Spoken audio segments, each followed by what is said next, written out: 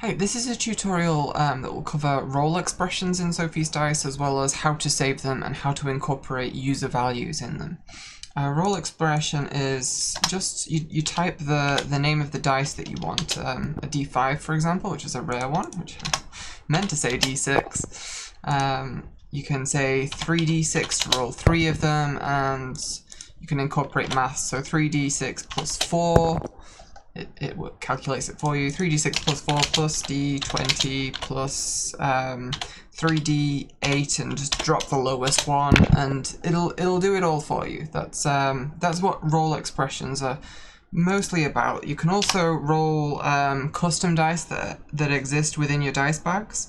For example, I've got poker dice, so let's do a poker dice roll. I have no idea if that's good or not. I don't play poker dice. Or if you're a vampire player, 3 vampire plus a hunger die. Oh cool, a success. I have no idea if that's good either, because I don't play that game either.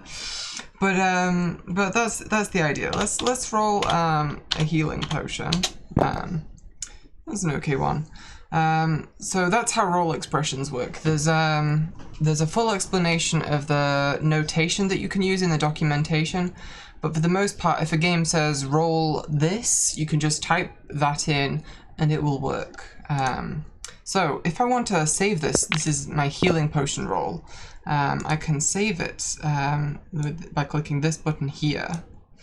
I'll give it the name healing potion, and it'll happen that every time I click this now, it will roll 2d4 plus 4. That's the roll that we've just made. And I can choose an icon for it. I don't know if there's anything that might be healing potion-y. Yeah, a little potion bottle. We'll make it red as well, just because. And there we go, we've got our healing potion there. So even if we do like other things, we go to dice, we roll things, I can just say, okay, now it's time to check a healing potion, and I can restore 9 HP to my characters. Great. What else do we have that I need to cover? Right, so now we'll get onto user value sets, which are a bit more interesting, because say we wanted to roll a strength check for our barbarian. We'd roll a d20 plus whatever the strength value is. I have a barbarian that I've made which has got a strength of 3, so d20 plus 3, that works. But what about if I level up? It's really annoying if every one of my... Let me just make that into a thing. This is our strength check. Save changes. So it'll do d20 plus 3. But what if I level up my barbarian? I've got to update every single roll that uses the strength value. I need to go in, edit it, change this value, make it 4 or whatever it is. But we have other options. So if we go to the settings menu, that's this cog button, and then x equals y. This is where all of the user values are. Let's disable this example one that already exists, add new value set, and we'll get to editing. This is for our barbarian. Add a new value, strength, and 3. So now if I edit my strength check, and instead of saying d20 plus 3, we say d20 plus strength. Save changes and roll it. We have 3 plus 3 is 6. So it's noticing what the value that we have set for strength is. And if I change that there, it changes the value of the roll. So you know, it's useful. And if I'm proficient in it, let's how do we spell proficiency? Proficiency 2. So my barbarian might be proficient in something in acrobatics, and then this becomes an acrobatics check plus proficiency, and you can just carry on like that.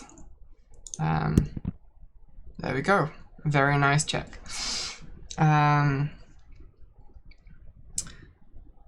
But obviously that's not going to work if like I suddenly back out of this game and I want to start playing as a different character. I might have a bard character, so I just add a new value set for the bard, and disable the barbarian.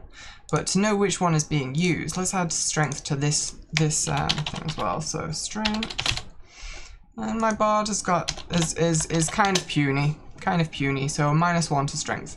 And we'll specify that the bard has a color of green, and my barbarian will have a color of blue. So with them both enabled, you can see that the barbarian gets used because it's the first option, but if I disable the barbarian, it uses the strength from the bard instead, which I've not named. B-A-R-D, bard. So there you go. You can see that there's like different characters that I could list here, and it doesn't need to be characters. It could be summoned creatures or mechs or whatever it is that you're using for the game that you're playing, and you can just basically fill out a character sheet in here. So wisdom, or just WIS if I'm lazy, -3. Sure. Not a very wise bard. So D20 plus wisdom, and then I can save this roll if I make it a lock. Save it and roll at any time that I want. D20 plus wisdom. Wisdom, check. Save it.